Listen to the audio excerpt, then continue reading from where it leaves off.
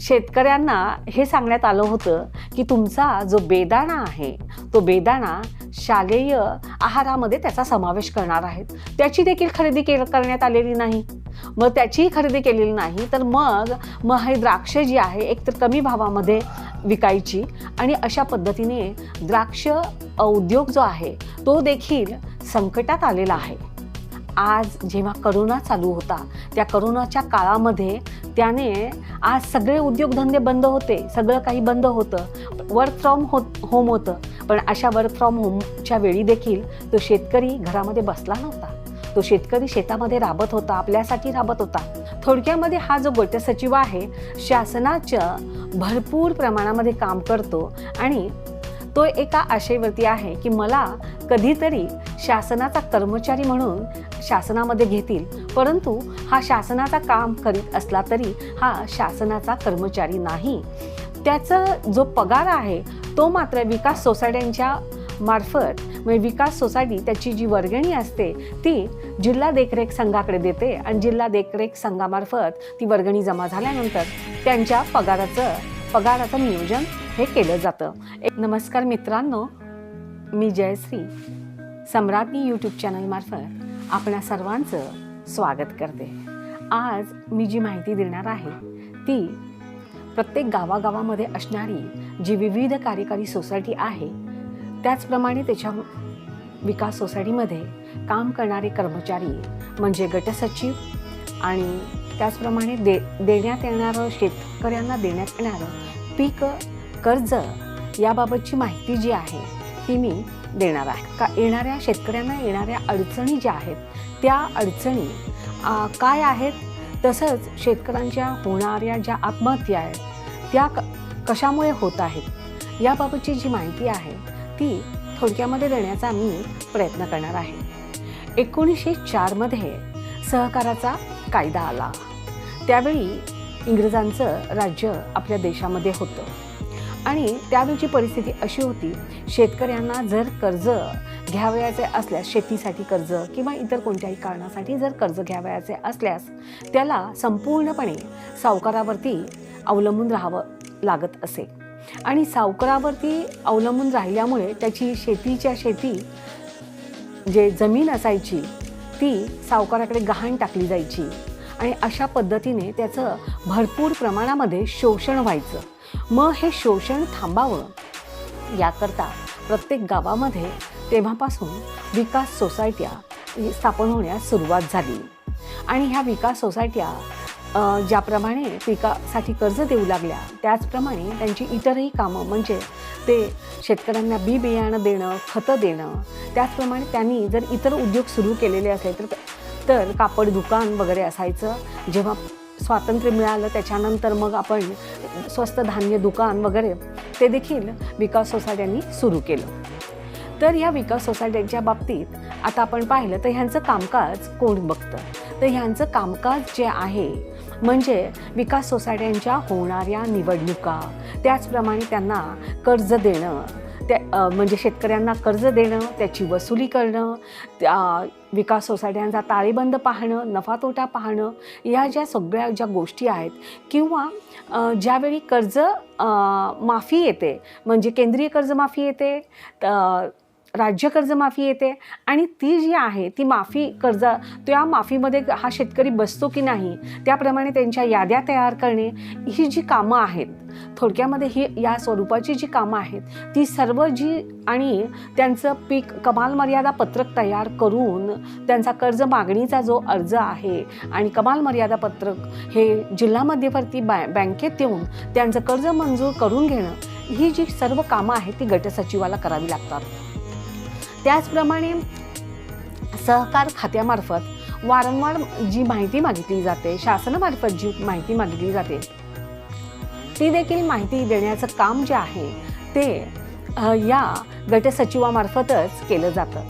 थोडक्यामध्ये हा जो गटसचिव आहे शासनाच्या भरपूर प्रमाणामध्ये काम करतो आणि तो एका आशेवरती आहे की मला कधीतरी शासनाचा कर्मचारी म्हणून शासनामध्ये घेतील, परंतु हा शासनाचा काम करीत असला तरी हा शासनाचा कर्मचारी नाही.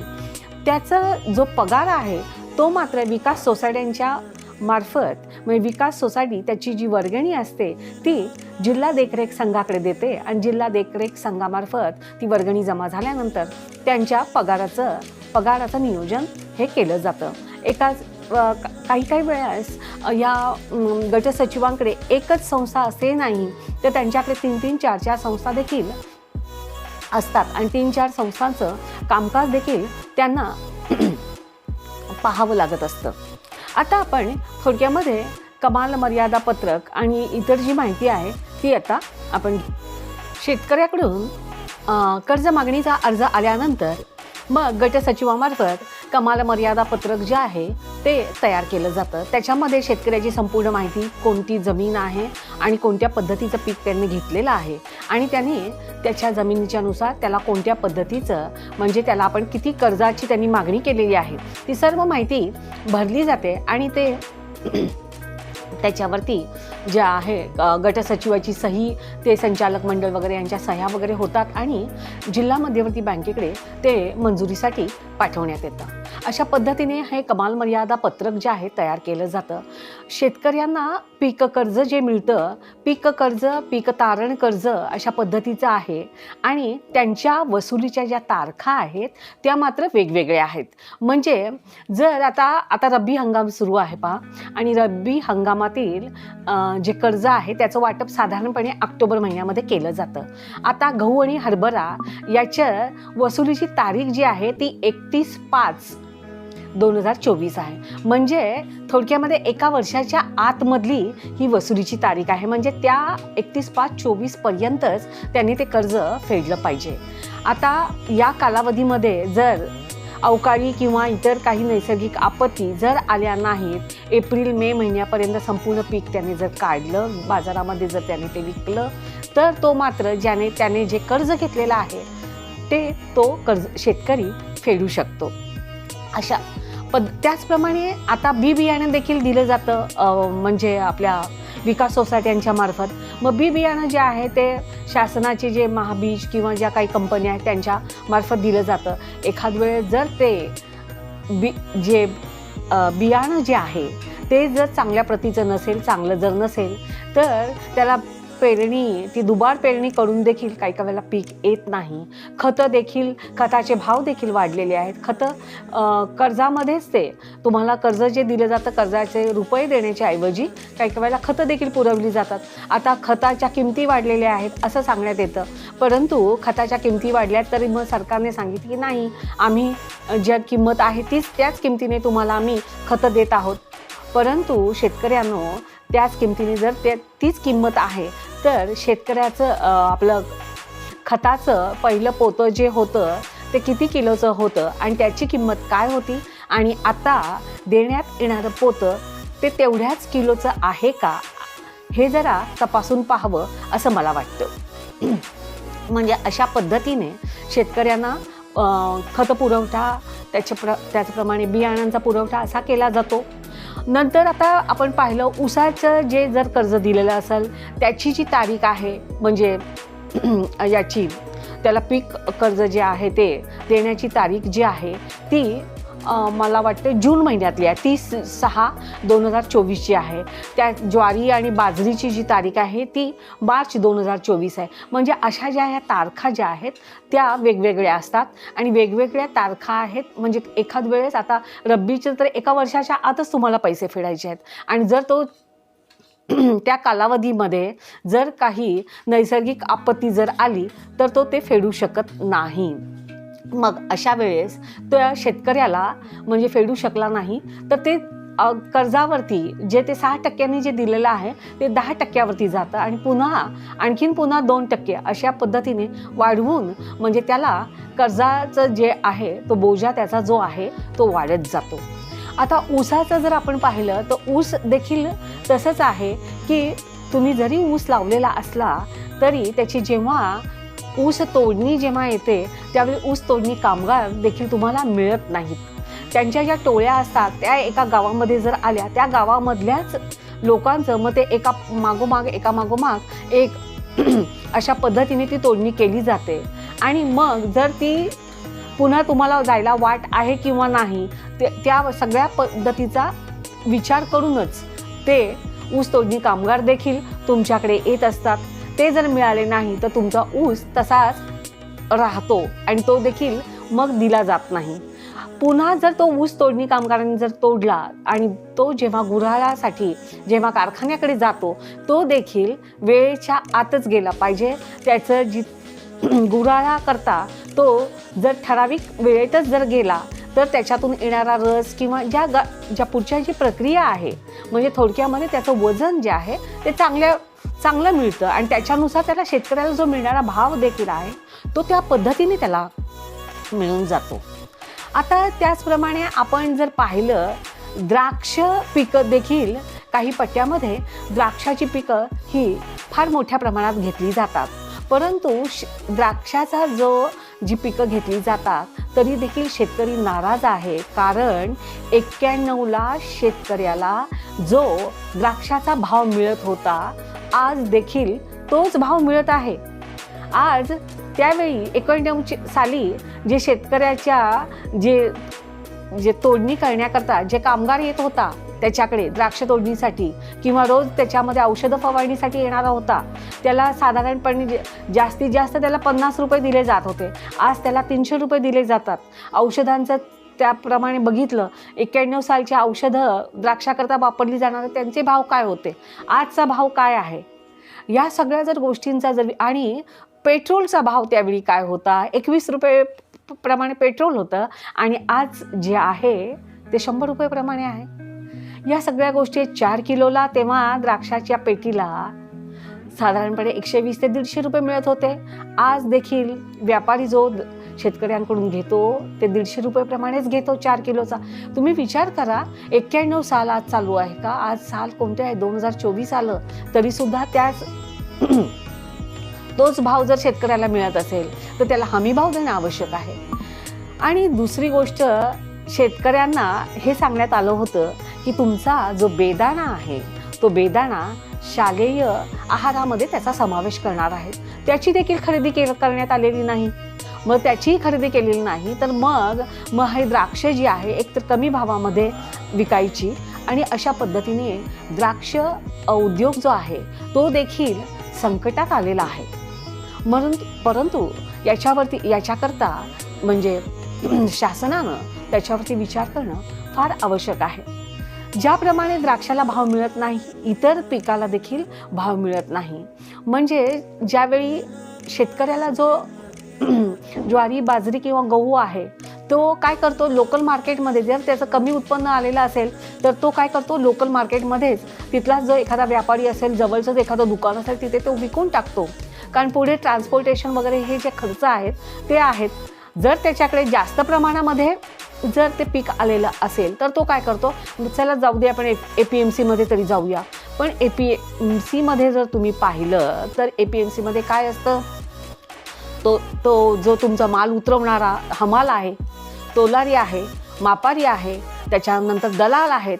म्हणजे अशा पद्धतीने म्हणजे सगळे हे जे लोक आहेत तोलारी मापारी दलाल म्हणजे जे एजंट्स आहेत हे सगळे यांच्या सगळ्यांना पैसे देऊन त्याचप्रमाणे मार्केट फी अशी सगळी देऊन ट्रान्सपोर्टेशनचा खर्च देऊन मग शेतकऱ्याच्या हातामध्ये काय राहणार.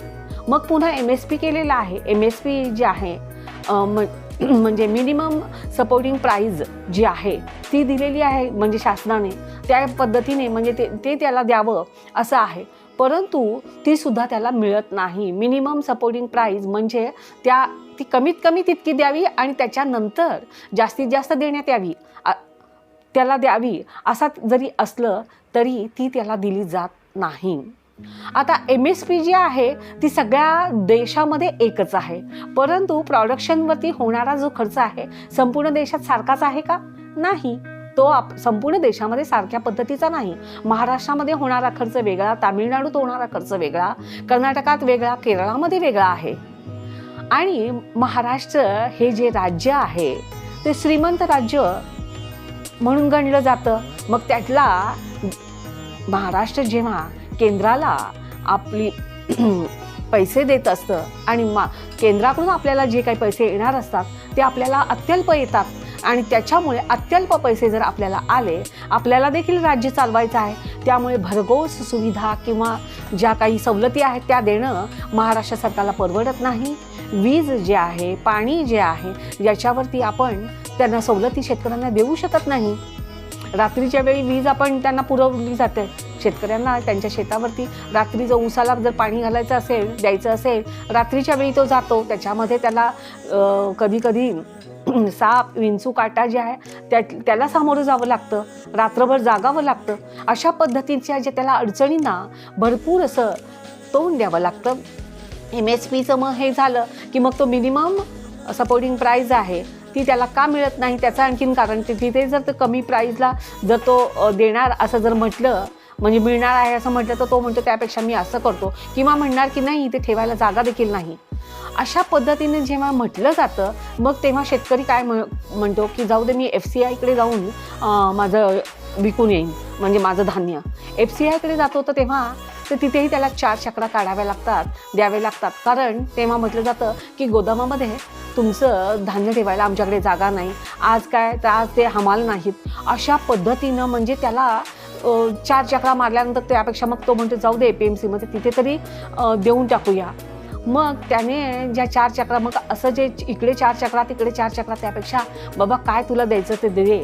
आणि अशा पद्धतीने त्याला अत्यंत कमी म्हणजे अल्प दरामध्ये त्याचं धान्य त्याला विकावं लागतं. अशा पद्धतीने कमी याच्यामध्ये विकलं गेलं की त्याला मिळणारा पैसा अत्यल्प असल्यामुळे पुन्हा तो सावकारीकडे जातो, सावकाराकडे जाणार. त्याच्यानंतर पतसंस्था, इतर ज्या काही हे आहेत त्यांच्याकडे तो जातो, मग जमीन त्याची तारण ठेवतो. अशा पद्धतीने जे आहे या सगळ्या गोष्टी होत असतात. आणि मग त्याला ते पीक जे कर्ज आहे त्याला कर्ज फेडता येत नाही. आणि इतक्या पद्धतीने तो चारी बाजूने, आणि एकतर हे नैसर्गिक आपत्ती आणि ह्या मनुष्याने निर्माण केलेल्या ह्या आपत्ती ज्या आहेत, या सगळ्या गोष्टींना त्याला तोंड द्यावं लागतं. आणि मग आपल्या मुलांना, आपल्या बायकोला, त्याला मिनिमम त्यांच्या ज्या गरजा आहेत त्याने जे वचन दिलेलं असतं की मी तुम्हाला काहीतरी हे पीक गेलं की काहीतरी आणून देईन बाजारातून, बायकोला साडी म्हणा किंवा तिला काही चपला तिच्या पायात फाटून गेलेल्या असतात, किंवा घरामध्ये मुलांकरता काहीतरी मी घेणार असं त्यांनी सांगितलेलं असतं, तो ते देऊ शकत नाही. आणि मग तो बाप जो असतो, जो पती असतो, तो एकदम त्याला वाईट वाटतं आणि मग त्याला वेगळ्या मार्गाने जावं लागतं. त्याला मग आत्महत्यासारखं गोष्टींना त्याला प्रवृत्त व्हावं लागतं. तर ह्या सर्व गोष्टी ज्या आहेत त्या थांबल्या पाहिजेत. त्याला प्रत्येक गोष्टीला जो हमीभाव आहे तो मिळाला पाहिजे. पुन्हा आणखीन एक ओरड केली जाते की विकास संस्था ज्या आहेत, विकास सोसायट्या ज्या आहेत त्या तोट्यामध्ये चाललेल्या आहेत. परंतु सर्वांना माझं सांगणं एकच आहे, विकास सोसायटी आहे, शेतकऱ्यांची वसुली होत नाही वगैरे, ह्या ज्या गोष्टी आहेत त्यांनी त्या तोटामध्ये गेल्या असं म्हणणं फार चुकीचं आहे. तर या विकास सोसायट्यांपेक्षा जिल्हा मध्यवर्ती बँकेमार्फत जे कर्ज जे आहे, मोठे मोठे साखर कारखाने आहेत त्यांना, सूतगिरण्या ज्या आहेत त्यांना जे दिलं जातं त्यांची वसुली होत नाही. आणि त्यांचं करोडोमध्ये जे लोन असतं त्याच्यामुळे ज्या जिल्हा मध्यवर्ती बँका ज्या आहेत त्या देखील तोट्यामध्ये, किंवा त्यांच्यासुद्धा तफावती ज्या आहेत त्या वाढत चाललेल्या आहेत. हा जो शेतकरी आहे, आज तुम्हाला जे वाटतं की तो बळीराजा आहे, तो आपल्याकरता अन्नधान्य पिकवतो. आज जेव्हा करोना चालू होता त्या करोनाच्या काळामध्ये त्याने आज सगळे उद्योगधंदे बंद होते, सगळं काही बंद होतं, वर्क फ्रॉम होम होतं. पण अशा वर्क फ्रॉम होमच्या वेळी देखील तो शेतकरी घरामध्ये बसला नव्हता. तो शेतकरी शेतामध्ये राबत होता, आपल्यासाठी राबत होता. हे कोणाच्याही लक्षात येत नाही. GDP आपला कितीतरी मायनसमध्ये गेला होता, परंतु हा मायनसमध्ये आणखीन जाऊ नये म्हणून ह्या शेतकऱ्याचं जे अन्नधान्य आलं होतं त्याच्यामुळेच हा GDP अतिशय म्हणजे आणखीन खाली जाण्यापासून त्याने तुम्हाला वाचवलं होतं. परंतु हे कोणाच्याही लक्षात येत नाही. शेतकऱ्यांची मुलं जी आहेत, तुम्ही आणखीन एक पाहिलं तर शेतकऱ्यांची मुलंच हेच आज सैनिक आहेत. जास्तीत जास्त शेतकऱ्यांची मुलं सैनिक आहेत. तुम्ही शहरामधली लोक जी आहेत त्यांची मुलं तुम्ही पाहिलीत का हो की ते जास्तीत जास्त सैनिक झालेले आहेत? ते होतात, पण कोणतं NDAची परीक्षा देतात, मोठ्या पदावरती ते आर्मीमध्ये वगैरे जातात, पण आमचा शेतकरी जो आहे त्याचा जो मुलगा आहे तो फ्रंट लाईनवरती असतो, शेतकरी देखील फ्रंट लाईनवरती असतो. आणि असे जे लोक आहेत त्यांना त्यांचं साधं घरसुद्धा नसतं, घर देखील नाही, ते सुद्धा खोपट्यामध्येच राहायचं, चांगलं विटा सिमेंटचं बांधलेलं त्याचं घर नाही. मग अशा या लोकांना आज चांगलं घर असावं. आज जे शेतकरी आहेत, जे शेतकरी ज्यांनी मानसिक दुर्बलता असं मी म्हणणार नाही, परंतु जेव्हा माणूस सगळे दरवाजे जेव्हा बंद होतात त्यावेळी त्याला जे मार्ग स्वीकारावा लागतो तो म्हणजे आत्महत्येचा मार्ग स्वीकारावा लागतो. आणि त्याची जी मागची जी पत्नी आहे, त्याची मुलं बाळ आहेत, त्यांची अवस्था काय होते. मग त्याकरता त्यांना आपल्याला घर देणं आवश्यक आहे. मी म्हणते त्याला घर मुंबईमध्ये देणं आवश्यक आहे.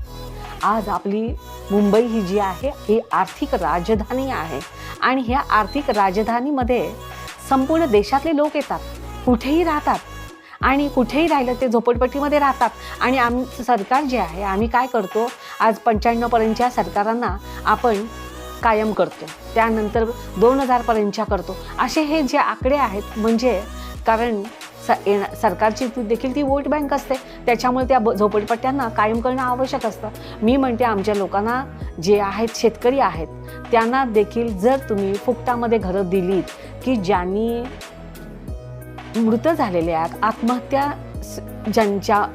त्यांना नाईलाजास्तव करावी लागलेली आहे, अशा शेतकऱ्यांच्या मुलांना मुंबईमध्ये फुकटमध्ये घर देणं ही माझी सरकारला एक विनंती आहे.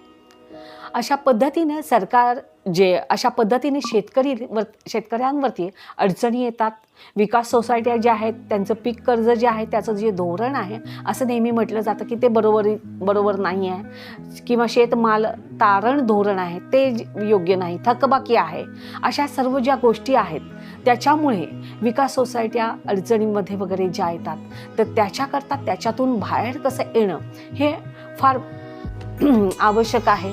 त्याचप्रमाणे सरकारने 2014 साली म्हणजे पीक कर्ज जे वाटप आहे आणि त्याच्यातील वसुलीचं जे मार्जिन आहे याच्यामध्ये अत्यंत फार कमी मार्जिन असल्यामुळे त्यांनी तेव्हापासून सक्षमीकरणाची जी योजना आहे ती राबवली होती आणि विकास सोसायट्यांना सक्षमीकरणाद्वारे काही रकमा देण्याचं देखील ठरवलं होतं. परंतु 7-8 वर्ष झालं त्या रकमा देखील विकास सोसायट्यांना मिळाल्या नाहीत.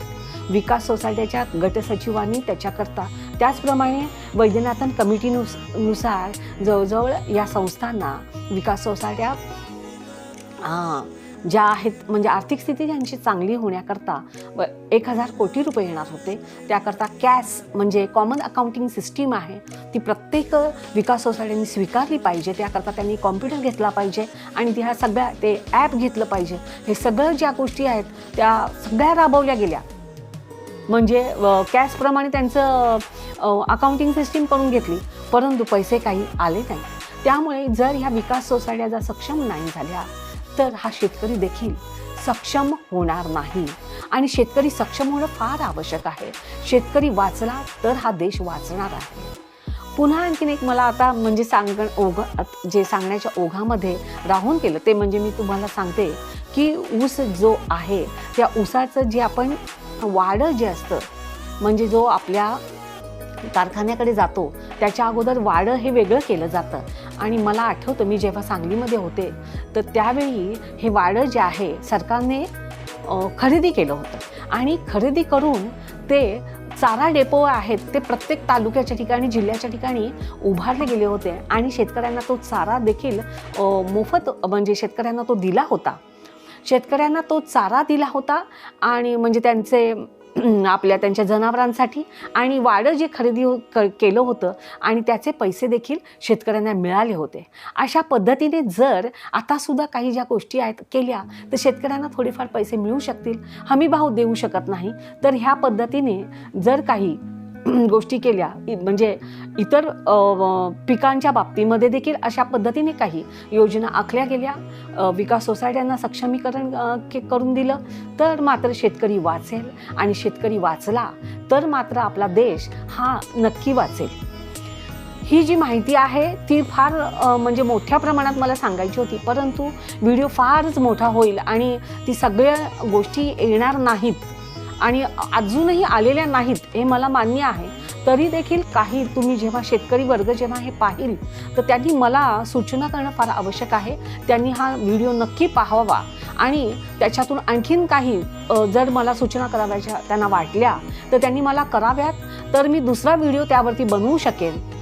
आतापर्यंतचा व्हिडिओ माझा कसा वाटला ते नक्की तुम्ही सांगा आणि माझ्या या चॅनलला लाईक, शेअर आणि हा जास्तीत जास्त व्हिडिओ शेअर झाला पाहिजे आणि माझ्या चॅनलला सबस्क्राईब देखील करा. धन्यवाद.